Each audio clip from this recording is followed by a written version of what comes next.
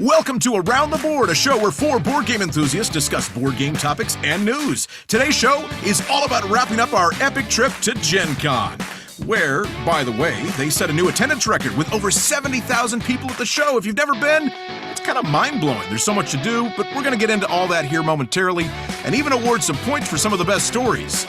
Here are your hosts, Daniel Oasis Connors, John Jungle Jack Theismann, Chris Old Man Thomason, and the guy who talks for a living and just won't shut up, yours truly, Andy Barnett. Now, join us around the board. I like how we all nodded when it said you wouldn't shut up. All three of us were like, yeah, pretty much. It's true. On. Yep. No arguing with that, my friends. Hey, I heard you guys went to Gen Con. We did, That's the man. rumor. Yep. We missed you. I missed you. I missed Several people asked about you. Everyone? Several. Everybody did, because they were all like, where's the blue guy? Where's the blue square?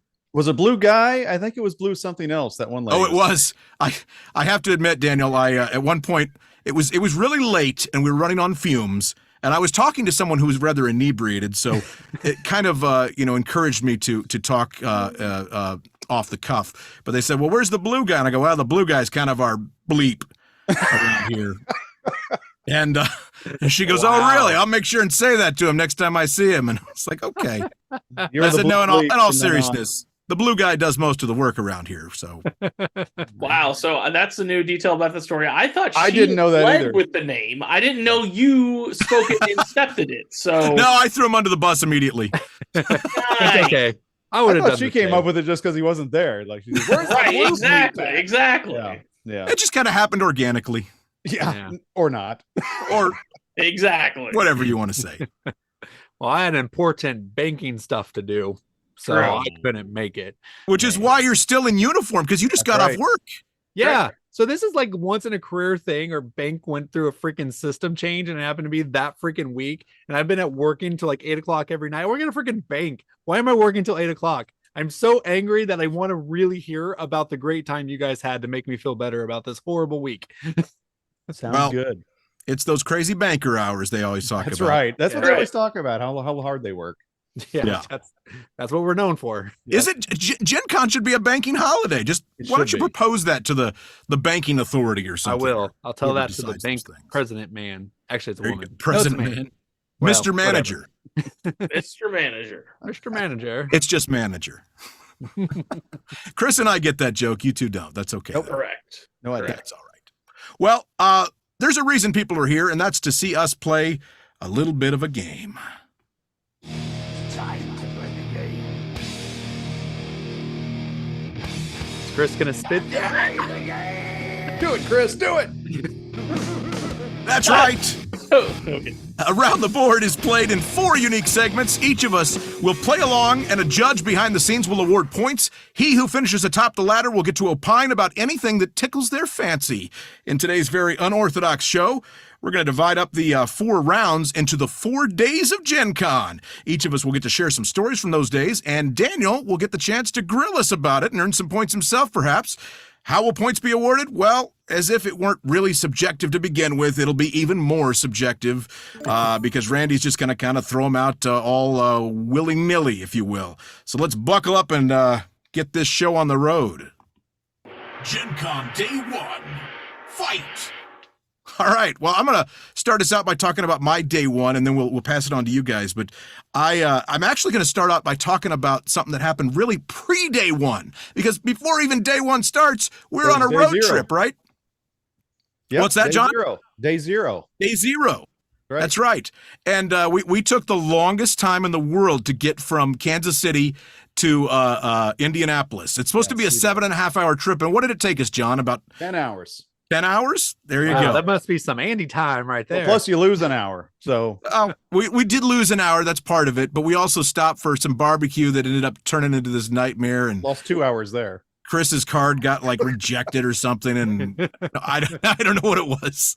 Absolute lies. It was all Andy thinking it would go fast and it wasn't. That's right. We had some good barbecue, though. But the other thing that really slowed us down is along the way, if you don't realize, on the way from Kansas City to Indianapolis is St. Louis. It's the halfway point. And in St. Louis, there exists a little board game store called Miniature Market. And unfortunately, it's a very tempting, horrible, evil place. And Hashtag not sponsored. Well, yeah, but not yet. But anyway, they have a huge ding and dent collection there, and they have some really good prices on ding and dent games. So we just had to kind of stop in there and check it out just in case. And I think all of us walked away with something, didn't we? Or Chris, did you buy anything? Okay. Nope. Wait. So you guys went to Miniature Market and you didn't even let me know? You mean you made me wait till I got to Gen Con to pay full price for games when you guys could have gotten me a discount at Miniatures Market? I guess so. Absolutely. Okay, so far this isn't helping me feel better, guys. What happens at Gen Con stays at Gen Con, except for when we reveal it on this episode. That's right. So I ended up grabbing a couple of quick new games. I don't even know if they're good, but I just was like, oh, the newness, the hotness. I was just in that mood. So I got one called Regroup Chicken Army. You ever heard of this one? That sounds like a winner. Yeah, I was like, that name is just aces, let me tell you. Winner, winner, chicken dinner. And then I got one called Hens. Okay. It's on a theme. It's an avian theme. And I'm so feeling better about you guys not calling me. There you go. I looked up, they were on the new shelf there, and I looked them up and they had decent ratings on BGG. So I have no idea, but obviously my board game addiction was already taking a full on thing. It was not good. So early start. Early start. I got to say then, since we're going to talk about day zero, I might have some information on day zero. So we had a Gen Con preview episode, and everyone who knows me knows that I just buy too many games. So I couldn't wait to Gen Con to get some of those games that were on my previews. So I go to my friendly local game store, Mission Board Games, and they had this game right here. No, they had that one. Cool. Yeah. Valbara. I bought it. Yeah, that was on your list. Ago. Have I played it? No, because I don't play my games. Yeah. No. Also, the other game I got was Jerusalem. Yes. That was on my list. Jeff Goldblum Jesus Meeple. Yes. So, Not opened yet? yeah. Not opened yet, because can't do that either. Yeah. So I'm already way over on time, and I'm usually the one that's a stickler on time. So really, I didn't get through day one. I just got through day zero. So I'm going to move my stuff from day one to day two, I guess, and talk about it next. So John, what about you? What was your initial reaction to Gen Con? I have a feeling this whole time that we're doing this, we're going to be basically, the days are going to all kind of meld together. It probably will, because of the lack of sleep and everything, our memories are going to be a little foggy. But yes. But on the first day of Gen Con, Tom Vassell gave to me. No, he didn't give me anything. But that's what I was thinking of. I was thinking the first day of Gen Con. But to go on to day zero, oh my gosh. So I'm in the back seat, and I'm like, why are we pulling over? We just ate like an hour ago. And then, yeah, sure enough, we're pulling into Miniature Market. But I really can't say anything because I got the expansion to Aquatica at 40% off. So God bless you, Andy. We wasted more time getting there. But anyway, we finally got there. And then day one, stop one, first game I buy, number one game I buy. I drag these two guys because it's like they're not really motivated to go anywhere. Like, what should we do? No, come with me, guys. I got all my numbers written down. I know all the places I want to go. And so first stop, Pops and Bijou, got my channel one. I didn't want to have any risk in not getting it. Signed by the creators there, who I believe were a married couple. Isn't that the way you guys understood it? Are they a married couple? Pops yes. And Bijou? Yeah. They were at the very least partners. And at the very least. They're very nice. They're amazing people. They're really cool. Hail from Fargo, North Dakota, I believe. It's my turn. And they've got a game on Kickstarter right now. What was that called? Alphabet Stoop. Daniel, I was hoping to get, I've been talking to him. I was hoping to get a copy to play with you because it's a word game. I'm like, this will be great. I can play it with Daniel and we can talk about it on the show. But no, they didn't have any copies left. But they're awesome people. They want to come on the show sometime. And I told them, yeah, that'd be great. They sound really cool. They seem really cool. They can take your place, John. What's that? Right. They can take your place. My place, I'm sure. So on day one, I had that as my priority. Number two on the priority list was World Wonders. So I'm like, okay, I got that. Well, let's go over the World Wonders booth. Because I'd seen a picture online. They had all the World Wonders games stacked up like the Eiffel Tower. So it looked really cool. It's like a wonder. You know what I'm saying? By the time I got there, it was like a leg of the Eiffel Tower. Yeah. And I think that's all there was for the whole week because I think there was 15 left when I picked mine up. Wow. Ish. and everybody's saying they were gone after day one. So I think that was all that they had left. Pick So up. I want to interject here. I always thought it was interesting when they build displays into shapes of things on a really busy day. It's like, only like 5 people got to enjoy that. That's like, true. I appreciate your hard work, but it'll live on forever in pictures. That's right. If they had a whole bunch extra and that was the last ones they sold, it would make more sense. Yeah. So you would think they have a lot if they do that, but no, apparently not. So those were my 2 big things I wanted to do on day one. And I also had scheduled to play Scream on day one and went ahead and did it. And I think I talked about this in one of our Gen Con episodes, that these thematic co-op games are only fun at Gen Con. And it was fun. It was fun because you're learning to play it with a bunch of people you don't know. And it's a haphazard kind of game. And it was fun to play. I'm not going to buy it. Never going to play it again. But it was fun to play at Gen Con. I wanted to see what it was like. And that was cool. Is that like the 90s, like slasher film Scream? Was it 90s? It was after 2000. No, it was 90s. I was 90s. It was 90s. It was 90s. You sure? Yeah, Pretty I'm sure. 90s. No, I went on Yeah, date you night. were already 80. You probably forgot. You're fine. My wife and I went to see that. I didn't marry her till 2001. We'll look it up afterwards. Okay. But anyway, yes, it's based on the Scream movie. But I mean, the cool thing about it is you put everybody's name into a phone and you use somebody's phone as like the timer in the game. And so you're playing, every once in a while, Ghostface calls. And sometimes What's your favorite board game? Exactly. Sometimes he just calls and it's a random thing like you have to do. But then sometimes he calls a specific person. And if you can't help that person in time, they die and the game is over. Wow. So, yeah. So that's kind of cool way that does it. It'd be better if it said your name. That'd be really cool, but it didn't do that. The last thing that I want to talk about on day one real quick is one of the games that we talked about in our Gen Con preview was Pyramido. And so I scheduled a playthrough of Pyramido, and that was pretty cool. That was pretty neat. And played with a family, and the husband was annoying, and he kept bursting into the random song. But however, the game was really cool. And actually, the little girl won, and she's quite a little gamer. She was like 7 years old, and she won the game. Nice. So I actually got 2 plays of it in. I lost miserably to the person teaching it the first game. She was merciless. I'm like, you've been playing this all day, haven't you? Like, So yeah, you got this down. You got these people to subscribe to the show, right, John? What's that? You got them to subscribe to the show, and then you just threw them under the bus, right? Yep. Yeah. Yeah, I think the guy did subscribe to the show, and That's perfect. Way to go. Hey, what's up, man? Okay. I just Right saw now, a he didn't hear subscriber me go down. singing a song during this whole segment, so don't worry about it. But that was my highlights pretty much of day one. Chris, what was yours, buddy? Oh, before Chris, I got a correction that we need to make out. Scream came out in 1996. No way! Old man John. Wow, That's right. I was full-fledged in freshman year in high school and ready to watch every single 96. I guess we were dating 99. when we saw it. I thought we were married 7th when grade? we saw it. I don't Okay. know. You were how old in 96? Yeah, you would have been a lot younger because we were 12. freshmen in 99. I was 12. I was No. 12. I was already All a right. sophomore in high school, fools. This Hey, is no all one's here to fascinating. hear about how old you are. Let's That's hear right. about Chris's day Let's move on. one. Calm it down. Hey, just easing the tension, baby. So, by the way, shout out to the guy if they actually are subscribing and watching. I actually appreciate the fact that you broke out in a song all the time. I don't know why John had a problem with that. I appreciate music references and overall pop culture all the time. So, all right. So, first of all, let We'll me give you kick a John off background if you on, want us to. What? We'll kick John off the show if the guy wants us to. Just Oh, let- okay. That's right. Put it in the comments below. There you go. John's Do off. that. Prove Vote that him you're off the watching. island. A random single person removes John. I love this. All right. So one thing you have to understand me, like I'm not like a completionist for completionist's sake. Like again, for example, when it comes to card games, I don't just need to own all the cards to say I own them all. I just need the ones that are actually useful. However, when it comes to Gen Con, I want to, for the same reason when we did the Gen Con preview, I looked through all the games, I found the ones that I cared about, and then the ones that jumped out at me, and I came back to those. So what I wanted to do, day one, the moment was find a corner and just go back and forth through all the booths.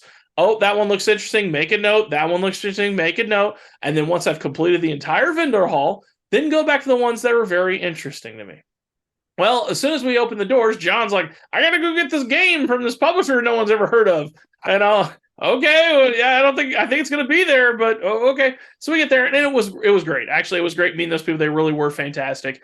And the game does look interesting. I really like the art style that company does as a whole. It's like this old like Hanna-Barbera with just the humans art, like you can see right there with Channel One. It's cool. I like it a lot. Yep. All their games kind of have that same art. So Yep, they anyway, do. we did that, and then I got pulled over somewhere to something else, and then eventually my whole plan was ruined. So I was like, whatever. And also, originally one of the games I wanted to get was Sagrada Artisans, that new Legacy version. So, but I had planned to just grab it as I went through. But now And that who helped you get that?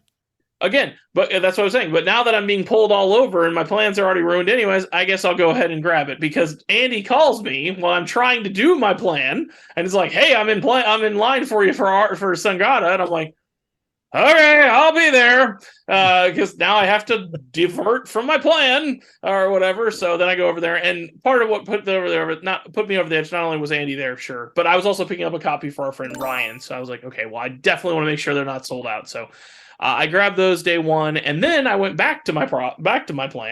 The only booth I really jumped out that I saw on day one because of all the back and forth, as I got to the Goodman Games booth, which was super exciting. That's the company who makes Dungeon Crawl Classics, the role playing game that I absolutely love. Changed role playing for me altogether. So I looked around, found a couple modules that I was excited about. They had a deal that there's certain ones that you could get for $1. They're normally like $10, so that was cool. There was one of those 4 they had was one I didn't own, so that was exciting. I talked to some people, met some people in the community. That was exciting. They always give out like a free little quick start guide of the rules to people every time. And this year they specifically had their full rules in paperback for $10, and their hardbacks are 50 plus, depending on like a book this big or something. Right, it's massive. I have one of my copies right here. So while Chris is getting that, I have to ask. Boom, super thick. Yeah, that's Boom. a big one. Sorry, Chris, since I'm talking real quick. Yeah. The day one, was that when you guys actually showed up? Or are you No, so day one was Thursday. We drove in on Wednesday. Gotcha. Okay. We had to wait in line to get our passes late Wednesday night, and then this was all Thursday stuff that took Got place. it. Okay, Right. go back, Chris. Yeah. So anyways, so the big thick books, so the hardbacks are like 40 plus and depending on art and stuff like that, but they have their paperbacks of the full rules for $10. And so I actually ran into some people that were, while I was standing in line to pick up my stuff, some people that were in line looking at stuff and everything, like thinking about stuff. And one thing led to another, and I was just like, "Listen, I'm just gonna. It's $10. It's a steal. I'm just gonna buy one and give it to you people." So I actually bought a copy of the full rules and just gave it to some people that had just learned about the game, and they were excited about it. They're like, "Well, clear." I was like, "I'm not a salesman for these people, by the way." Just and everything. And then at the end, I actually gave them my card. I'm like, "Okay, this wasn't a way to get you to sub to my show." I was like, and they're like, "No, we can tell you're super excited about this game. That's the way you described it and talked to them about it." So it was super fun. Not only sharing our channel with some people, but also sharing something I love in Goodman Games is Dungeon Crawl Classics. Hashtag not a sponsor. It was so much fun. Dark Master, please get in touch with me. Let's make something happen here. I love your company that much. It was so much fun for Chris that he skipped out on the play a few nights later. Yeah, well, yeah, okay. So we'll talk about that on day. I'm just giving it. I'm just previewing No, you're something. right. We'll talk about it on day 3 because I was super bummed, but it was just the way things happened. So, Chris, did you buy me a copy? I didn't think you would. Oh, no. I didn't actually buy you a copy because specifically, well, that's a whole nother thing I could talk about, but I specifically don't want you guys to know the rules, but that's what I'm sharing. So you know what? I totally agree. Hold on. I got to defend Chris. If anybody's watching this and is playing role-playing games, I will attest. When I play with people who don't know how to play the game is a blast. And then I played with Chris and our friend Philip and some other people, and they all learned the rules more than I did, and I hated it. Really? Yes, I was like, stop asking me about rules. Just play the game. And they're like, no, we have to follow the rules. So there's something to that. There's something but at some point, Daniel and I just need to make a video about like talking about role playing games, and that's one of the key things that I've learned in the last 5 or 6 years. But that's for a whole nother time. Yeah. Day 2, day 2, Andy. Gen Con Day 2. Fight! So yeah, Gen Con Day 2. Wait, hold on. Before you get, guys, I'm sorry. I was supposed to ask questions and stuff like that. Yeah. You know? Oh, gee. I'm going to go back to day 0 here. You Okay. guys showed up. Like literally, I think you guys landed and I check out my phone, I look at our YouTube channel, and it goes up by 10 subscribers in like Oh. the first hour. And I'm like, and I'm around some friends, and I'm like, guys, look it, it's shooting up. This is Yep. 10 an hour. They just showed up. The con hasn't even started yet. Yeah. Look at the phone. We didn't get a subscriber for a full 24 hours later. And I was just sitting there looking at my phone all day, stuck at work and going, why is it not moving up? What are Well, you they- have to understand, Daniel, you forgot to account for the fact that we did do marketing while we were there, but we also wanted to have some fun and play some games. Exactly. Yeah. I mean, if I wasn't having fun, I didn't want you guys to have fun either. So, Well, Okay. to tell you how that happened, Daniel, is when you get there and you're waiting in the will call line, you have a captive audience and everyone's excited to be there and they want to talk to everybody. And so it's easy. After we got our tickets, after waiting in will call and talking to people, we broke up and just running around talking to people randomly and giving them our card and all that stuff. So, Except for Chris. Chris well, kind of went Chris over to the was corner and scouting sat out. down. He wanted to see where the good places were to use the bathroom. And so he was doing 8, which came in useful. Yeah, he was a scout Exactly. for us. So let's get started on day 2 here. And day 2 for me is going to be stuff from day 1 because I'm just doing things all backwards today. What a shot. I'm going to these are the games I got to that I didn't talk about that I got to demo. I went right in and I started demoing games, which is my favorite thing to do at Gen Con is to head to the vendor floor and start demoing some games. So I went and demoed, I went to the Asmodee booth and demoed Spellbook by Phil Walker Harding, a game that I was going to be, I thought excited about. He designed Baron Park and Sushi Go, Emotep, among others. And so you got this new game and it was all right. It wasn't bad. I enjoyed it. In fact, I considered buying it, but it was definitely a little bit more money than I wanted to pay for it. It was $45, and I kind of feel like it's the kind of game that is fun to play. I don't need to own, and in a couple of years it'll be $20, and I'll probably pick it up then. I And also still got not the, play it. yeah. it wasn't bad. It was actually interesting, but it just wasn't like I have to have this, which is kind of interesting because I really thought I'd want it. Great Western Trail New Zealand, I got that demoed, and that was cool. I could have played it, but I decided after them explaining it, I was like, you know what? I didn't come to Gen Con to play Great Western Trail on steroids, so I didn't. It looked interesting, but it looked like it was a lot of just more stuff to do, and maybe it was more interesting, and maybe it was better than the original Great Western Trail. I don't know. It's sheep instead of cows, but I didn't want to waste my time doing that. So I moved on yet again. Actually, what I did next is I got in line because I was like, well, I guess I'll get a copy of Spellbook because it's new and hot. They're going to sell out. And while I'm in there in line at the Asmodee booth, I noticed almost every person there is buying a different game. They're buying Forest Shuffle. I was like, well, what's this thing? And so I finally just spoke up and asked somebody, well, they're demoing it right there. You've got to play it. It's great. I sat down and I demoed it. I didn't think it'd be my thing because, to be perfectly honest with you right now, the theme of environmental Earth games right now is just so overdone with Earth and Arc Nova and Wingspan and all these games. But this game was really great. It was, it gave you the feel of a little bit of those 3 games without it taking too long. You could play it in an hour or under, and it felt really good. It felt it wasn't as chaotic as Earth. It was definitely still strategic. Other things that you could really do were, it was nice. It was set collection, tableau build. It was nice. It was set, had some rare cards that did some pretty cool stuff, and there was player interaction as you wanted to see what other people are doing, and you could stop them. And again, not so overwhelming that you couldn't pay attention to what others are doing. So I really liked this game. It was one that I went ahead and picked up, and in fact, it's right here, Forest Shuffle, one of my hidden gems from Gen Con. I'm My excited prediction, just like Reef, just like Century Spice Road, I think this is going to leave your collection in under 6 months, and you're going to go, man, I just fell into the hype. I shouldn't have Nope. bought this. Yep.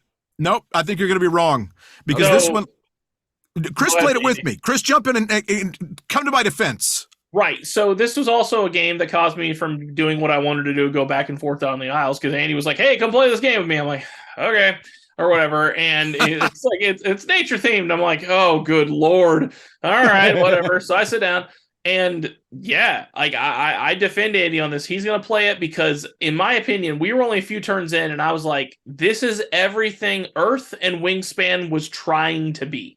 Wow. And much more pared down, much quicker. There is combo. There is still a bit of a river of points, kind of, but you still have a whole lot more agency in how you put them together. There are combos, so to speak. There is not set collection, but again, it has much more of a magic feel of interaction of the cards than like the stuff in Earth or in Wingspan. So Gotcha. I really liked it. It plays 40-ish minutes, right? Probably Yeah. something like that. Right. And yeah, it played really well. I like the way the gimmick of like you plant a tree and then you can put like animals around it. So you put one above the card, below, on the left to the right, and below. It was a gimmick that kind of works because everything's the cards. It's all cards. So you pay with the cards, play with the cards, all the stuff. So I really did like it. It was really good. I also found out. I think Chris has much better taste in games than Andy. So Chris might have just sold it on me. So if Screw it's, you, if it's pal. still approval, then I'll try it. Hey, I will also tell you that they sold us on it too because it said it's part of their green line. Their green line, which means there is no plastic involved in the game whatsoever. No plastic. To which I promptly said, "Cool. Plastic? Now I can go buy another game that's 100% plastic to even things out There you That's go. right. Balance. and not feel bad." No, seriously, Forest Shuffle was good. Good stuff. Real quick, another game that I got to demo that day that I wasn't expecting to do, and I'll talk more about this a little bit later, but in fact, I'll give John the floor here in just a second, but this game, oh, I did not expect to find this game, and I found this game, and I love it. General Orders World War II by David Thompson and Trevor Benjamin at the Osprey Games booth, and boy, this was fantastic. I actually played it with John, and so I'll segue to that. I'll let John talk about it a little bit right now. John. What a guy. Was that day 2 when we did that? Was that on Friday? I think so. I think it was. So on Friday, I actually started my day playing, I think, Chicago Express with Tyler. Tyler's one of the people that went with us. And we played, that was another, I was there waiting for, because it looks really cool. And I'm waiting for the table to open. I'm like, Tyler, would you like to play this with me? I'm like, sure. And so it opens up, and then immediately I realize it's a co-op and it's too late. And so, Chris, you look like somebody just shot you. What's going on? You said Chicago Express. Yes. Isn't that what it's called? It can't be, because that's a train game that's definitely not co-op. No, Yeah. really. Yeah, I was saying. I'm not sure what you're talking about, John. It's also an okay, old well, game. That's why I was like, you Express. played Chicago Express without me? Like, what Well, the crap? Something Express, and it looked really cool. It's one of the new hotness. Oh, And okay. It was okay to Definitely play. Like I say, it's at Gen Con. You're messing with people. It's fun to play these co-op games, but it's not something I've ever. It's great great components and everything. Looks really cool, but not gonna play that one.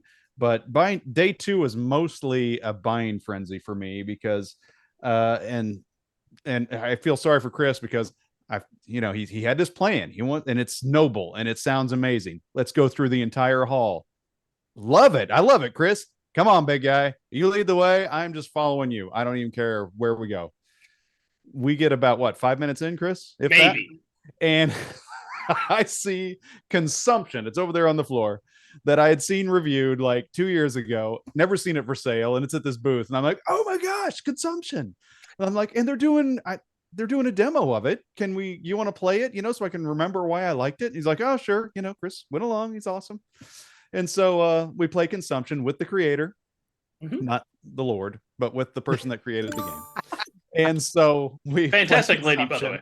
And if you're not familiar with it, it's a pretty midweight, wouldn't you say, at least? Euro type game, but the theme is basically your body. You have to go shopping for groceries, store the groceries. They get bad if you don't use them. You get recipes to make food to put in your body, work off the stuff you don't want in your body, and all that. So it's more fun than it sounds because in the way it's done, it's really cool. And so I was like, oh well, I'm buying this. That's all there is to it. And so I go over there and buy it. Of course, it's buy 2 get 1 free. And I happen to see Come Together is there too. That's another one that I saw I think that was like a year ago that I saw a preview of it, and I've never seen it for sale. And it's like a 70s hippie going on a concert tour across the country, and it, a little bit lighter weight Euro kind of a game. But it looks amazing, and your meeples are there with your arms up, and you're wearing concert T-shirts. it's just really cool. So I'm like, okay, well, I got 2 games I want to buy. What am I going to get for free? Well, I saw Silicon Valley. I've seen a review of it, and the reviews were okay, but I think the parts that they didn't like about it didn't bother me. So I'm like, Silicon Valley looked like a fun game when I saw it, and so I can get that with all the deluxe components for free because I already bought those 2 games. So pretty awesome. So that was a good stop there. Is Silicon Valley the smartphone ink No, small game? No. it Okay. is not. Okay. No, it's a completely different one. Got This it. one you actually use polyominoes to make new features for phones and stuff. But then, like once you use them, other people might be able to use them too. And so it's kind of like a not push your luck, but it's like, do I want to develop this now? Do I want to wait for somebody else to develop it? And I'll just scam up with them. But so it's that kind of a game. But you have to hire people and keep them happy, or else they'll leave and stuff like it. It just sounds pretty cool. It's like running a Silicon Valley company. And so then we went down to didn't get very far after that. And Chris might have left me already. I went to the restoration, but were you there for the restoration booth, Chris? Were you gone? I think I moved on because I really wanted to complete the vendor hall. Chris had his walker, his old man walker, and he kept going down the aisle. At the restoration booth, I'm like, I got to get there before they run out of brains and brawn for the Marvel Unmatched. And Daniel completely forgot that you'd probably want it. Didn't even skip. And here's the bad part is it was buy two, get Beowulf and Little Red for free. And I didn't even think to buy another one of those for Daniel. Oh my gosh. And I was like, well, do they have anything else I want? I don't really want Thunder Road. It's $8 billion and I'm not sure if I'd like it. And then they have, remember I did the classic game review of Conspiracy. They have the new Conspiracy. There we go. Maybe we can do a side by side, see what they're like. So I picked up Conspiracy, got Little Red and Beowulf for free. I'm already 6 games in and 2 stops. There we go. The budget is starting to be blown. Then, not to be done yet, we've stopped by, I'm not sure what booth that was. I met up with Chris again, and we were going to go try to play Cangalaceros. Remember that? Oh, yes. We ran into Topher, and Cangalaceros was number 4 on my list. And so we went by the booth, as I talked to him on day 1, and there was people sitting at the table that should have Cangalaceros. And as they're getting up, I'm running over there. It's all right, we want to play this game real quick. And Chris is looking down at like in this weird look, and I'm like, what is your deal? And then I look down and it's War of the Ring is on the table, I think is what it was. And that what it was? Yeah. Chris? And I'm like, oh, well, we want to play Cangalaceros. And like, we're not demoing that today. I'm like, you've got to be freaking kidding me. That's the only reason I'm here. Topher left. We sat down and chilled for a while, but we chilled for a while next to my favorite trading in the Mediterranean game, which was sitting on the table, which That's is right. Ian Brody's Quartermaster General World War II. And guess who was there talking to us? Ian Brody himself, the designer, not the Lord, but the designer and creator of Quartermaster General World War II. And so, I feel so bad. I didn't even tell him it was my favorite trading in the Mediterranean game. How did that slip my mind? That's true. You should. But you know what didn't slip my mind? That I told him that I traded it because I couldn't get anybody to play it. Oh, wow. You know, John, you're just really good at networking. You're really on top of it. You think of the games I like. You think of the content creators we see and the publishers, and you're just like all over it. Well, John, I set you up. Go ahead. You got anything else to say? I'm not done yet. I'll get to I'll get to where I kicked your tail in a minute.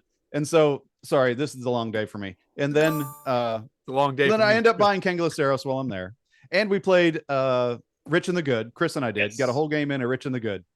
That was pretty good, but he didn't buy it because it did come out in 2008. I only didn't buy it because they were sold out. They sold out like the first day or something like that. Yeah, but I do want to let the people know, rest assured, it's not pure blackheartedness, but it's still blackheartedness that I'm in, as you only lose if you give the least to charity. So you can still be a really bad person, just not the worst. And so I'm back in. It was, and stick aside and jokes aside, the game was fantastic. It really did feel like a Euro from 2008. Stock, simple, depth, kind of like Knizia does his thing. It was fantastic. So I definitely will purchase it once I can find it. Somehow Chris and I end up with exact same scores. Oh yeah, like I mean, same exact stocks in the same exact places. I don't know how that. Once happens. I acquire the game, we'll talk about it on the show, hopefully. Yes. And when that happens, it'll make more sense what happened. But it was a very interesting moment of exactly how we had the same score and how we got there. All right, John, you've been talking long enough, so I'm going to jump in here. No. Getting on to general orders. I'll take it easy. No, I want to take it because you're going to tell the story wrong.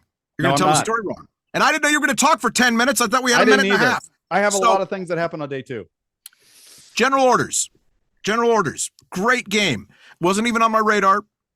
And I stopped in to preview it because the setup was so nice at Osprey Games, and it looked kind of amazing. And it comes in a little box. That's kind of the theme of my Gen Con this year, was getting things in little boxes. So John and I got to demo this, played the full game. It's a war game that plays in under an hour. Actually, it says 30 minutes 30 on the box. I guess with my AP though, it's closer to an hour.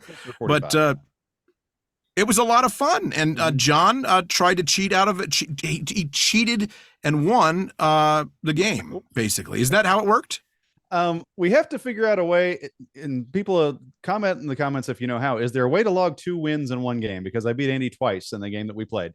Because there's 2 ways you can win. One is to occupy the other player's headquarters, which when I attacked his headquarters, I forgot that I was on a space that gives me another unit to move in when I do that. And after the battle, we both had 0. And then I asked the guy, "Oh, was I supposed to move another one in?" "Yes, you were." And he's like, "Oh, too bad. No takesy backsies." And so we keep playing. I'm like, "All right, it's an asterisk." And so we keep playing, and then I win by having the most points anyway. So I got 2 wins and 1 game. So I got to figure out how to log that. So people at home, please let me know. I love that he argued against you and was like, "No, this game continues," and you still beat him. Actually, I think there's a lot of stories that end that way with Andy just thriving and just writhing in pain about continuing the game and yet still losing anyways. So I would have let him win the game. But it was way past that. It wasn't right after it. It was later on. And you were like, "Well, I guess I should have won." I was like, "Well, yeah, you guess you maybe should have." But it was the next turn. Anyway, how long let's get on to Chris. Take, Chris, what did you think that was more fun than walking around watching me buy games? Andy, had you played Blitzkrieg? Or Chris was going to tell me I need to play it. Don't worry about it. Gotcha. Well, I'm supposed to ask questions too. So, because I asked, because Dave Thompson made this game as well. So I had wondered if you had played them, because you General Master's Orders or whatever you played seems very on par with Blitzkrieg and all that other stuff. So there you go. So yeah, I just wondered how it compared, but I guess you'll never know because. Well, Chris was selling me on Blitzkrieg, so I've got to try that. And also, I didn't know he also did War Chest. He did. Yeah, that's how I became aware of him. War Chest is one of our favorites. It is like just wonderful game. It's like a chess meets Dominion in a very weird way. All right, Chris. Back alley. Tell us how your highlight was watching me at the restoration booth. That's right.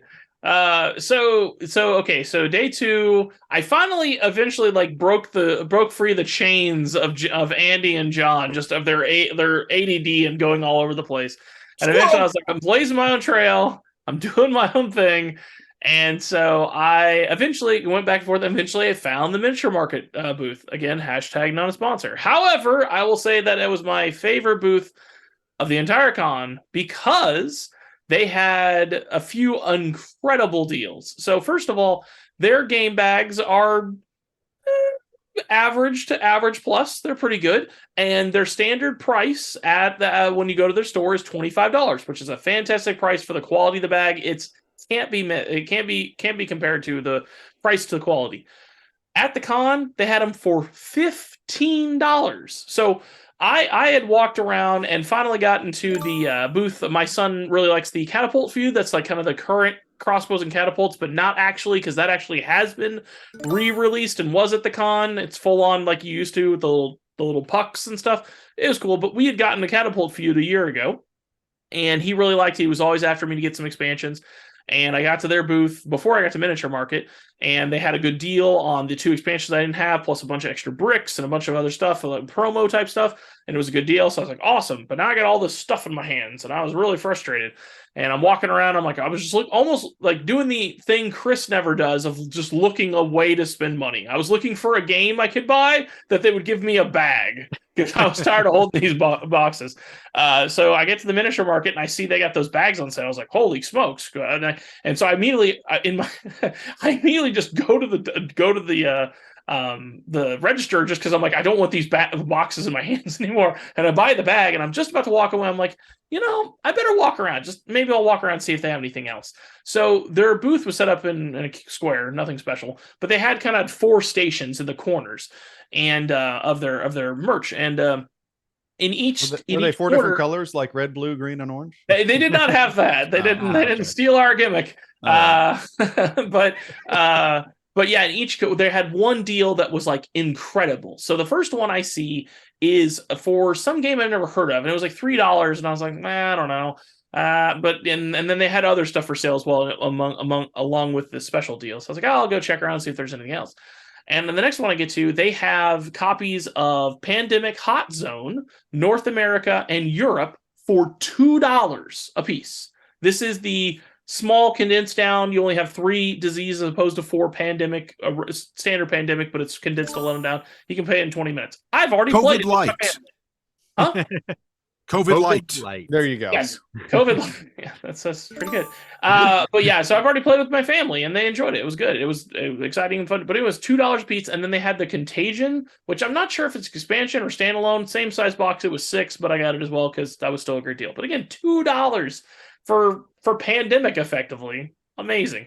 So I was like, well, I got to check these other stations. I go to another one, and they have the Arkham card game for $8, which is like a $40 game. And I was like, yes, please. So I grabbed that because I could play that with Katie, my wife, and was excited about that. And then they also had another game called Faye, I think it was called. It's a reskin of a game called Clash from like the early 2000s. It seems to be kind of like a area control where you're putting out different units, but no one actually knows who you are, like which faction you are, which color you are. Almost kind of like War of Whispers. Kind of in that, but I'm not sure. I haven't actually opened it yet. But again, it was $8. It's a very pretty game, which, I don't really care about, but I guess it helps me get it to the table for other people. So sure, there's that. And so it seemed pretty good. I got that for $8. And then after there, I have this giant bag full of games now. I then found the booth that had Blitzkrieg, and in addition, they have a whole series. They have three in the series now. They have Blitzkrieg, they have a game called Caesar, and they have a game called Dogfight. And they were selling Blitzkrieg for $40. That's a standard MSRP. But if you bought both, you can get them both for 2 for $70, I think, and you get all 3 for $85. So instead of like $120. So I ended up buying all 3 because I tried Caesar and I liked it, and I tried Dogfight and I really liked it. I've actually played Dogfight with my son earlier today, and he really enjoyed it. It was fun. Caesar, I don't know for those who haven't played, Blitzkrieg is like a tug of war game. Like there's all these different areas that you're playing units to, and if you play the 3 in this unit, then your tug of war little thing goes closer to you, and then they play it too, it goes back a little bit, and that's how Blitzkrieg is this back and forth tug of war game. Fantastic, I love it. Then Caesar is more of a area control. There's all these different areas, and you're playing different tokens to the different zones, but you're playing it in between 2 zones, and each little token you're playing has a number that equals 6. So you might play the one that's 3, so now you're putting 3 power to 2 zones, or you might play the 4-1 or the 4-2, the 5-1, or the 6-0. All of them play in 20 minutes. I really like that series. Like I had Blitzkrieg, but then it got ruined in a minor flood that I had in my basement a few months ago. So the guys on here that's a whole other story, but regardless, I need to replace the game, so I replaced it, and I was excited. So I bought a lot of stuff on day 2, but they were all mostly, I think, overall my purchase, I think per game was probably in the $16 area. So I got a pretty good deal. On point. What? Yeah, I will say the Arkham Horror for $8, that's like the definition of the first hit is free. Because that game, you like it and you want it, it just opens up the world. I think they should have just handed them out, to be honest, because you get sucked in, and they got you. Gen Con Day 3. Fight. So we're running out of time. You forgot to ask me if I wanted to ask any questions. Oh, I'm sorry, Dan. Once again, our format is just totally broken this show. Sorry. What do you have for us? Nothing. Okay, but I good. wanted to be asked. I'm feeling lonely over here. No, I do have a question for you guys. Did you meet any podcasters or YouTubers or anything like that? That's what I care about. Yes. And we're going to get to that right now, actually. Okay. I'm going to talk about this in day 3. Again, this is actually all out of order time-wise, but one of the things I failed to mention is we got invited to a really cool after party from DeVere Games. Yep. Was it a vampire rave party? It was not. Sadly It was not. not. It was not. But what it was a cool opportunity to meet more people in the industry. And so we got to meet people like Fabio Lopiano, who was the designer of 3 Ring Circus and the designer of Sancor, which is another new game. He was also the designer of Ragusa. So he was over from Italy. We got to hang out with him and talk shop with him. We also got to meet some of the guys from Poland that are behind the Witcher games, and they brought in a stand-up comedian that did board game jokes, and it was actually pretty good. It's What was pretty the guy's good. name? Do you remember the comedian's name? Well, you would ask me that off the top of my head. He's from LA. I remember that, and he was pretty good. His channel's actually been really doing well in the last year or so. We'll fix it in post. We'll have this slapped up there, what his name is. But We won't. I'm not going to do post. This is going live. Okay, fine. No post today. But anyway, he only used the joke about trading wood for a sheep only one time, so it worked out good. It was funny, And it was to make fun of it. It was to make fun of that. Yeah. So yeah, that was something we did, Daniel. We also did get to meet with some other people, including we had kind of an afternoon game session on day 3 with Eric Summer from the Dice Tower. That's right. We got to sit down and play the newest Forbidden game, Forbidden Jungle, with him, and it was quite fun. And believe it or not, even though it was a co-op, I still enjoyed myself. There's just enough wackiness with it, with alien eggs and hatchlings and adults that were trying to slime you and sting you, that it made it kind of interesting. I would play it again if I had to. Did you let Eric know that you hate co-ops and you're only playing with him because he's a famous voiceover actor? Nope. Fucked up the whole time. So actually, John and Chris were kind of annoyed because we ended up talking voiceover a lot. So it was funny. That became the topic of conversation quite a bit. So it was really nice to hit it off with him and talk about that because, yes, obviously he also is a voice actor. He primarily does stuff in the audiobook realm, which was interesting to talk to him some about that. But so I was laughing hysterically inside when he pulled out Forbidden Jungle. I was like, ha ha ha, suck it, Andy. Yeah. Yeah. I've had worse times playing co-ops. I'll just leave it at that. That's All right. What else you got, Andy? So other things that happened that were fun on day 3, and I'll get through them really quickly. We went to the consignment sale and the auction, which is always a fun time if you can get over there. They're auctioning all kinds of stuff. It seems like 24/7 almost. And we in the consignment sale, we actually walked away with several games. I was happy to get Quebec, an out-of-print Euro that was fairly cheap. And I got some other things, like I got a $5 copy of Wits and Wagers. I've never owned the game. I've played it, but for $5, I was like, yeah, I'll put it in the collection. And grabbed several others, including a Christmas game called 12 Days, which had decent ratings on BGG, and I'm always looking for more games to play at the holidays. Here's another one called After Nova. Don't know anything about it, but it was like $5, and it was rated fairly high. So yeah, consignment sale's good. Did that.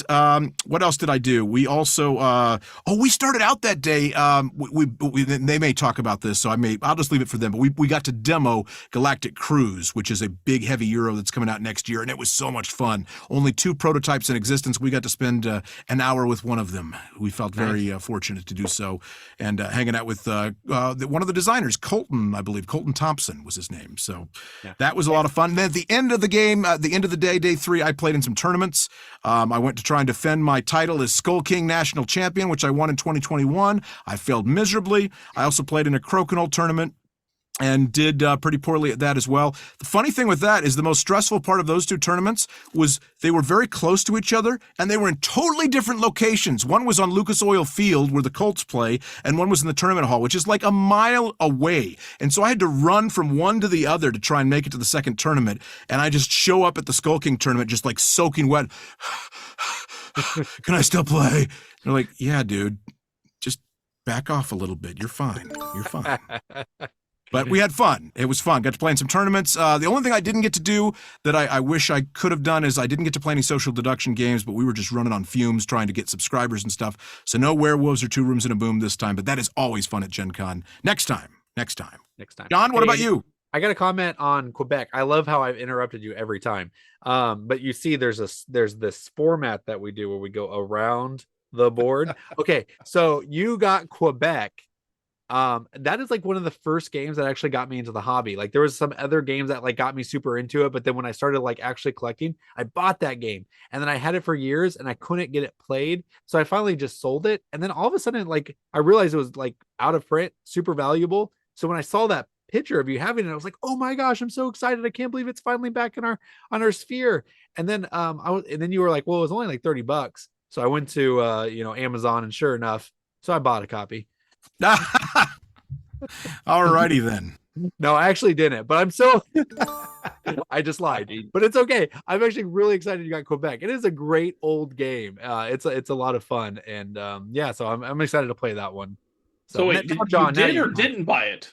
I did not. I did not. Oh, okay. No, I actually I found it at the flea market and was like, "Hey, Andy, you might like this," because I'd played it over at Father Kent's, and I was like, and I think it was like Kelly's copy or whatever, and I was like, "This game's nuts!" But I had a bunch of stuff in my hands, and I already spent so much money on day two that I was like, I can't spend another 35. I was like, "Here, Andy, what do you think about this game?" I'm glad you peddled it to him because it's a great game. Mm-hmm. Well, speaking of what Chris was saying there, my day 3, I was wanting to be a not really a spending day, but a demoing and playing games day. And so it did start out with our meeting with the Galactic Cruise people, which have this beautiful game, Galactic Cruise. And it's a crunchy, heavy Euro, which, and when we were sitting down learning about it, basically we just got a talk through of it and a teach. And it seemed a little bit overwhelming at first, but then, like all good games, it looks like when you start to play it, it's going to be pretty intuitive. And once you get the iconography down a little bit, and I was already starting to, I asked him some questions about strategy afterwards. I was already getting my strategy down. I was going to pull the Daniel strategy of trying to make the game end before everybody else got their stuff going. And he's like, yeah, that's completely legit. I told him I was going to do it. It's like, yep, if you're doing that, then these would go over here and it would end the game quicker. And yeah, and he's telling us all these different, he's like, there's really a way to lean into just about anything in the game and win if you do it right. So Galactic Cruise looks like it's going to be a good one. Did that, played the Forbidden Jungle game. Chris and I played some cool games. We went up into the Rio, apparently it's the Rio Grande, what is it? Rio Grande room, not Grande, Rio Grande room, and played, which I still haven't ever gotten food there. The rumor of free food in Rio Grande still eludes me. But we played Free Ride, which was pretty good. And I really liked that. What was it called? Findorf? Findorf. That was the other Friedman Freeze game. Yeah, that was Friedman Freeze, right? Mm-hmm. That's like from his hometown of Findorf or whatever, and where you're dredging the peat. That's what you do. You dredge peat. The peat. That's what I heard. The river, and you sell it and stuff. It was a really good game. It was really fun. It leaned into the old school style on the board just right to where you could tell they were doing it on purpose and not because they like ugly stuff. So that was one of the few games all three of us sat down and played almost to completion. There you go. Yeah, sure. And but I said I would never buy it because it's a weird box. So unfortunately, it's not going to ever be in my collection. But I also did the. And for those playing at home, it's a standard Friedman Freeze Power Grid box. But I was going to say it's not that weird. Yeah, it's actually fairly common. But that's pretty weird. Pretty weird compared to every other box on the shelf. Anyway, I did play Ticket to Ride Legacy as well. And that was pretty cool. I mean, it does a few things different than Ticket to Ride. They don't show you any of the cool legacy stuff, unfortunately. That's whoa. You can't just blow past that. What's the new different thing? What's the new different thing? Well, they put events in with the train cards as you're pulling train cards off the deck. Okay. So, like if you're saying you want 2 out of the display, you have to pick one first, and then they pull one out. Because if it's an event, it's going to change everything. It might change what all those cards do. Okay. And that event only lasts until the next event comes out. So you might be planning for it on your turn, then a different event comes out. And you're like, crap, now I got to do something else. But is there aliens in the game? No, but I don't know why that would be. But you are also assigned a railroad. So like I was the B&O Railroad, so I was the Black Railroad. And so you wanted to make all the black routes, as you get $2 extra whenever you do a black route. Cool. So when you do that, or if you do another color route, it's stealing $2 from somebody else. So if you think somebody else is winning, do one of their routes. So, just kind of do a little, just to keep them from getting ahead. But, what was the alien movie? What was going to happen with the legacy, unfortunately. So the only 2 games that I bought was Neotopia for our boy in blue up here. And I also game. And I also game founded Fit to Print because they didn't have any copies of it. So it's going to come out in 2 weeks for the Kickstart or the Game Found. Even you don't call it Kickstarter. What do you call it? Game Found. Game Found. You just call it. Did you game found your game? Is that what they say? Game Product Puncher. So I game founded it. Yeah. And so it should be here buying it at your local store in a couple of weeks. And that was my day 3 for the most part. Chris, what do you got? So yeah, my day 3. Yeah, some of it was covered because I was playing games with John. Trying to think about. I know I bought one of the things I bought. I may have actually bought it on day 2, but another key game that I bought that I've been wanting to have a copy of for a really long time is High Society. It's actually one of Knizia's original games. It's a very simple card game, but man, does it like it just encompasses what Knizia is, that game. It's so good. I actually bought it and then I took it over and played with Randy and our friend Ryan the other night, and we were like 2 turns in, and like 2 turns means like 2 auctions in. It's mostly an auction game, so it was very like first 4 or 5 minutes of the game, and there's this moment where like Ryan and Randy look at each other like, oh, this is good. Yeah. This is good. And I was like, yes. I was like, this is what I was saying the first time I played it. I was just like, this is nuts. And so it's a whole thing for me to try to explain that game, but it's beautiful. So anyways, it's a weird, like the Osprey printing of it is kind of, it sometimes feels like it's out of print and then it's not. It's the price really fluctuates all over the place. So when I was there, it was day 2 because I was there meeting up with Andy and John when they were playing that General's Orders or whatever it was called. And I saw it, and it was like sitting. It's a little small box, you know, kind of your small box card box thing, and it's like sitting on like an easel. And I'm just like, is this for sale? And they're like, yeah. And I'm like, they're like, that's the last one. And I just pick it up, and I'm just like pointing it at the guy, like, just take my money, like. And so I got that, and I was really excited. And so take my money. Exactly. I mean, it couldn't have been any more true because I'd been wanting that game for a really long time. Man, what else? I'm trying to look at my other games that I bought. Oh yeah, the consignment. We went to the consignment shop or consignment buy, and one of the other games that got ruined in the minor flood was my copy of Risk 2210, and I really like that game. And I was going through, so obviously no one knows what's being submitted, so sometimes there's duplicates. So I get there, and that game used to be, the original printing was like in the big kind of old school square rectangle boxes, and then they went to the square Avalon Hill box like after, you know, second printing or something like that. So at first I see a second printing and I'm like, oh sweet, and it's like $25, and I'm like, oh okay, well it's out of print. I love the game, so sure, I'll buy it. So I pick it up, and then right as it gets in my hand, I see another one, and I'm like, oh, there's another one. Okay, good. And it's another square box. I go, oh, this one's 15. Sweet. All right. Put that one back, grab this. I take it, then I take one more step, and then I see a rectangle box. I'm like, oh, what's this? $5. I'm in. So I was able to replace it for $5. And then amongst the shuffle, there also was a copy of Risk Godstorm, which people even like a little bit more than 2210. It's kind of that same thing. I got that for $30, I think, and I was very excited about that because I hadn't owned that yet. So yes, two of my biggest game purchases are old games from the early 2000s, on brand, people. And then one final thing I did buy, I can't remember which publisher it was. It's Thunderworks, I believe. It's the same people who does Cartographers. Yeah. They had a new game that they were showing called Goblin Vaults. It's kind of a simple, kind of like this like auction-based game, but you're trying to like, from what I remember, you're trying to get the cards down in front of you in order, almost like Lost Cities, right? And once you go past a number, you can't go back. But you can't play them down directly. What it is you get them from the auction, and then when you win the auction, it goes to your tableau. But the key is you actually bid with cards in your hand, and if you win the auction, that's going to be the next one out there to be bid on for. Ooh. And if you fail to lose the auction, whatever you bid with, that goes to your tableau.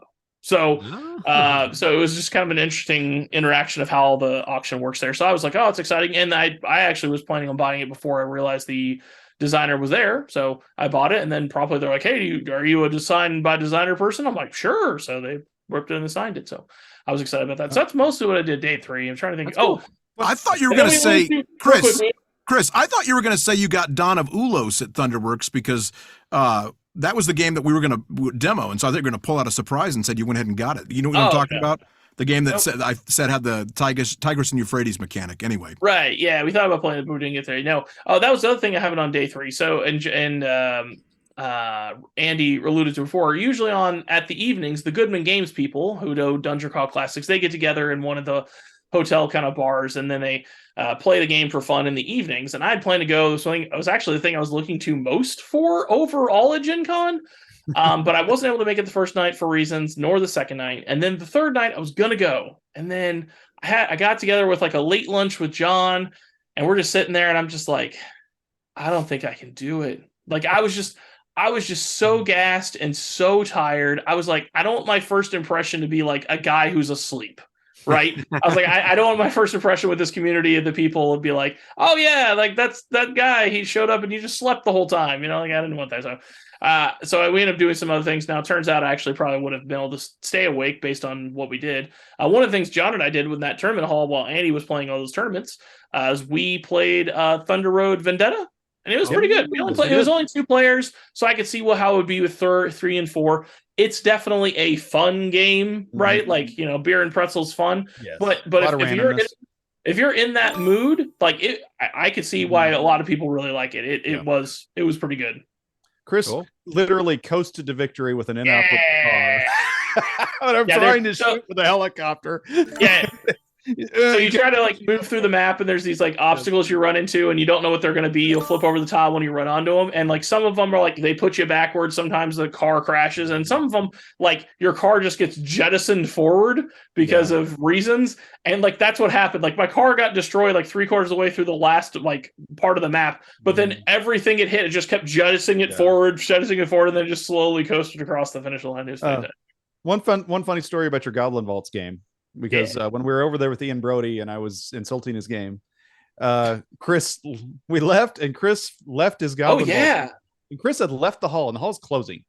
And I was moments away from going through the door, and people showing up to clean up and everything's like, I left my game there. That's okay. I'll go back. Andy, I'll catch up with you. I got to go get his game. And so I go back there and Ian Brody's there. And, I just insulted his game. And actually I said I like it, but I couldn't get it played. But anyway. So I'm like, hey, a friend of mine just left a game here. And he holds up the bag. He's like, you know the name of the game? I'm like, Dark World thing, something. Yeah, close enough. Goblin Vaults. That's really funny. Goblin Vault, Dark World. I'm thinking of the cover. I'm like, it was like a dark thing, I don't know. There was 2 weird letters on it. Okay, there we go. That's funny. Oh, I got it. That sounds like a round we're going to have to do in the future. All righty. Well, playing this game badly. Let's get to our last one here. Gen Con Day 4? There's a 4? Fight! That's right. We're going to wrap it up with this one. We are running out of time. Just like Gen Con, this episode kind of flew by faster than you can imagine, because Gen Con is just, if you've never been, again, it's just sort of this, you're inundated with so much stuff. I mean, there's 70,000 people there. You can't scratch the surface of all the games and things you can do. On the final day, I'd somehow talked the guys into going back one more day, and that's when I was able to snag my copy of General Orders. Only 18 were available that day, and I somehow figured that out. I also got a copy of a game that's already out, but is still pretty new and pretty hot, Cat in the Box. Ooh, yeah. Fun trick-taking game. Really kind of puts a unique spin on trick-taking. I really like that. Things I did on the final day as well, I got to meet the designer. I believe his name is Keith Ferguson of Santa's Workshop, and he had his new version of Santa's Workshop that is coming out this Christmas. It was kickstarted a while back, but it hasn't shipped yet. He showed me all the new mechanics, and it really does change the game significantly, and it looks beautiful. They went from previously with Rio Grande games to Elf Creek games, I believe, and so that one's one to look out for. And then I got to hang out with the folks from Direwolf just briefly and chat with them. I've gotten to know them a little bit over the years because I voiced some characters in their online game Eternal. And anyway, I found out in talking to them and actually recording some stuff this week for Eternal, so you can check out those new voices coming soon. They went ahead and so we're like, hey, why don't we ship you a copy of Wild Tiled West? So we've got Wild Tiled West on the way, something hot that we can all play and review since it is one of the hotness games right now. So yeah, day 4 was good. Got some more subscribers, met plenty of people. In fact, we met so many cool people. We met people from all over the world. We met people that were board gamers, tabletoppers, role players, war gamers, cosplayers, you name it. We met them, and we're glad to have them as part of our audience and our show. And just a reminder, we're going to be drawing some games to give away on August 20th. That will be coming. So if you have tuned into this episode wanting to know if you won, not quite yet, but you'll find out soon enough, and we're excited to give those games away. And thank you for being a subscriber. Daniel, anything else? I want to give you a chance to speak because we're going around the board. How about that? Who knew? I'm on the show too. So Sunday was day 4, so I'm assuming you guys went to the Gen Con church service, right? And saw Board Game Jesus preach, No. right? Took a little too long to get ready. Right? We wanted to, but we were running behind, and actually, I was all about going still and coming in a little bit late, and they're like, "No, It would have been 30 minutes late. no, we That would have been rude. 15 minutes late." No, we were parked with 15 minutes. To They go. It were would have been 30 concerned we minutes would late. offend Tom Vassell by walking in late. You would offend him. Nope, and I said Anyway. it's a come just as you are type event. That's how it should Guys, be. I will tell you, if I go to Gen Con next year, I say if, I'm going to like prioritize it to an extreme, but we're going to Tom Vassell's church service. I desperately want to see him and preach because I have no idea what to expect. I just need to True. know. I just need to know. We did yes, meet him too, by the way. You did? We Yes. did. Well, We I'll did go talk by about the it in booth my and chat segment. with him for a bit. All Okay. right, John. So- What did Tom Vassell tell you? Well, yes, Was I it actually about- met was many it about people us? from the Dice Tower. I met Alex, Joey and Alex. Yeah. Joey's the new guy on the Dice Yeah, Tower. yeah. I met Alex and told her how Joey's not my favorite guy on the show. I'm so good on the spot when I'm talking to these Wow. You're like, I kind of hate I'm like, you. where are my favorite people from the Dice Tower? Sorry, your husband is not one of my favorite people from the Dice Tower. And she said, that's perfectly fine. He's barely one of my favorite ones in the house. But no, she didn't say that. But that would have been funny if she did. But no, we met the Yees, both the Yees, and met Roy Canada. Cool guy in the person. Awesome guy to talk. Just talk to him about his game. Just shooting the breeze. It was cool. And yes, we did meet the infamous Board Game Jesus. I guess not infamous, but the famous. When we were all three were there, we met him. And so we had the two big guys, Chris and Tom. They were back to back, seeing who was tallest. And no, they weren't. That's not true, though. He did try to orchestrate it. I tried to orchestrate. I complimented Tom on his tie because it looked like it was from Hughes and Q's, the game. Yeah. And he's like, it is actually. He like flipped it around. He's like, they made this tie and asked me if I wear it. So I said, okay, so that was kind of cool. But Daniel, we mentioned you. We said our fourth square Daniel has been in touch with you about doing a collaboration of some sort. And he's like, no, wait a minute. He didn't even let us get another word out, right, Andy? He's like, no. He gets on his phone. He's like, okay. And then he goes, and I said I was busy. And he just started laughing. And so that was kind of funny. But so we just talked to him and we're friendly and it was cool. But so that was some of the cool people we met. But one of the coolest people I met on day 4 was I found Carmen Sandiego. Oh, yes, you How did. about that? I was mostly on day 4. I was out just talking to people about the show, and it was kind of fun. I was just killing time, waiting for Andy to get done with all his stuff.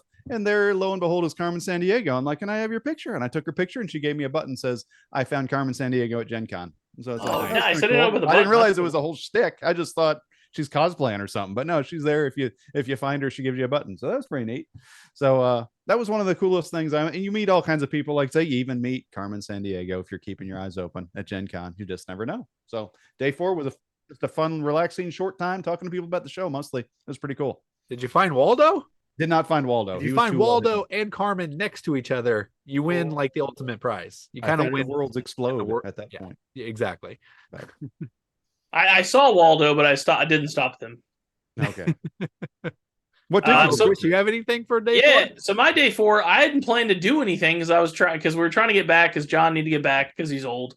And but Because he Andy- works. I was the only one It doesn't working on matter. Monday. So let's still do stuff. So okay. And Andy had talked to a booth about they had a game that's a card game, like kind of collectible card game about pro wrestling. So obviously I'm interested. So he talked to them on day 3 and was like, hey, our orange guy, he really loves pro wrestling. I'll try to send him over. Well, I wasn't able to get over there on the 3rd day, so I figured, okay, I'll run over there for the 4th day. So it's a game called Super Show. And for those who don't know, for me, with a collectible card game, it's magic or bust because it's the original, it's the best. If you're trying to mimic if you're trying to mimic a game, why don't you just play the game? Why do we have to have another new one that's kind of like the old? Just play the old one. That's every board game ever. Magic is in the same Exactly. category. Exactly. But Super Show is different. It is actually a different game. It plays quite different. The construction of the deck, the way it works, the mechanics are very different, but it actually feels like a wrestling match. It's back and forth. And there's some randomness because you roll a die to find out who actually goes first in the turn. It's not just I go, then you go, then I go. It's I go, roll a die. Oh, I go again, roll a die. I go again, could be. It goes back and forth based on the stats of your kind of commander in Magic terms. And then you have a 30-card singleton deck that makes up the rest of the deck for the match. And yeah, the mechanics are very different than I played before. I really enjoyed it. Hashtag SRD, I think is what they're called, publishing or something. Not a sponsor, but they were super cool. I made contacts with them. Maybe we'll do something with them in the future because I really did like the product. I got a starter deck to play with one of my friends that likes games and is a pro wrestling fan, unlike these jamokes. And actually, I guess Daniel likes it. But he watched WWE. That's not real wrestling. So, yeah, so I ended up doing that. It was actually it was real exciting, an enjoyable time. And they also showed me a new game they just come out, which is like Liar's Dice with additional mechanics. I'm okay with Liar's Dice is okay. It's fine. I don't love it, but these additional kind of mechanics that they add, where they kind of add items or events that can happen if you take the trick, so to speak, made it really fun. It was just a 2-player game, but I could see how that would play out at 5 or 6, and I was like, this is cool. But they only had a few copies, and they already sold them out. So, but that might be something I'm also looking for in the future. So that was the enjoyable 4th day, along with the drive home. Did you ever Well, play thank the you, Chris. WWE like SmackDown game? I think is what it's called. It was like a collectible card game in the 90s. I forget what it's called. It's not SmackDown, but it's Yeah, no, I didn't play it because it was IP based and it was probably trash, and it wasn't great. Magic. So It was great. I probably wonder if there's any similarities, but we'll have to find out. And I'll show you. Yeah. Well, that about does it for today's show. It's gone on quite a while. It looks like we got a tie, guys. 15-15-15 with the guys that went to Gen Con. And you know what? I'm going to invoke a little-known rule here that if we have a 3-way tie at the top, whoever finishes in last wins. So, Daniel, congratulations. You have won today's show. Oh, no. I'm the That got real nixed winner by the- because that got I nixed didn't by go the to Gen prediction. Con. And where I did go to was Fountain City Con in Gardner, Kansas. It was a board game, or sorry, not a board game. It's a comic book convention. And it was really exciting. They actually had Gardner, Kansas is like a population of how big is it, guys? Like 30,000. 30,000. And it has like a full-fledged comic book convention. Pretty cool. It's not the biggest comic book convention in the area, but it is a really, really solid comic book convention. And walked around there, talked to some artists, talked to some comic book writers, also talked to a college friend of mine who has a podcast called The Infinite Taylorverse. It's Billy Taylor, and I'm so sorry I forgot your first name, bud. But his co-host is his last name is Taylor, so they're Taylor and Taylor. They talk about, can you guess? Marvel. They talk about Marvel and DC and all the geek stuff, and they're tangent and they're pretty interested in board games too. So I've been talking to Billy, and we think we're going to get Billy here on the show one time as a guest, where we can talk about all things Marvel board games. Okay, that'd be cool. Yeah, because every one of us on the show loves Marvel. Watch your mouth, Andy. You know it's true. So yes, cons, whether they're big or small, they're a great time to go to. Sometimes people ask, why do you go to these cons? What is there to actually do? Well, it's kind of a hard sell a little bit, because honestly, it's a glorified shopping mall to a certain extent. It really is. But what's really cool is you get to see experiences in sites that you haven't seen before. And it's a way to separate from the rest of the world and just walk through the event hall and kind of absorb it and be surrounded in your geekdom and your culture and your little niche of the world that only you and your friends can truly appreciate. And it's a nice little escape. So yes, I did not get to go to Gen Con, and it is definitely on my list to do very, very soon. But, little cons are great too, and they can be just as fulfilling and rewarding. And while I wasn't there at Gen Con with you guys, I was pedaling around the board at Fountain City Con, and I got 0 subscribers. But I got 1 today at work. Nice. So go figure that one out. Even better. Well, alrighty then. Well, thank you, Daniel. I don't think we'll ever invoke the rule where the last place person wins again. No. I'm just kidding. No, it was a lot of fun, guys, talking about this, and just want to thank you all for being a part of this. This is kind of a little unorthodox episode, obviously, but we'll be back with our regular format coming back at you before you know it. And thank you to all the new subscribers out there, those of you that want to take part in the conversation. We do encourage you to comment, and God bless you, Chris. I couldn't find the mute button. I was like, Only well, there was happening? a mute button. That's all right. We'll fix it in post. No, we won't. We're not doing post this episode. I forgot about that too. Anyway, no, but seriously, interact with us. We love comments on YouTube. We love to interact with you on the other social medias. You can get us on our Facebook group, Around the Board. That's a really active one, or more active, I should say. And then, of course, we're on other things like TikTok and Twitter and other. Oh, X. It's not Twitter anymore. It's X. X gonna give it to you. There you go. So check us out, and of course, we'll see you next time around the board. The board. Woo! I'm still throwing cards like a normal show. Do it. Throw cards. That's right. Gen Call Hall. Gen Con I Hall. forgot they gave us this game for Me and free too. Chris. It's called the audio game. Audio game. Kind of excited about it. I Isn't could that be just your holding job? Matched right now. That's what I thought. Not John. What?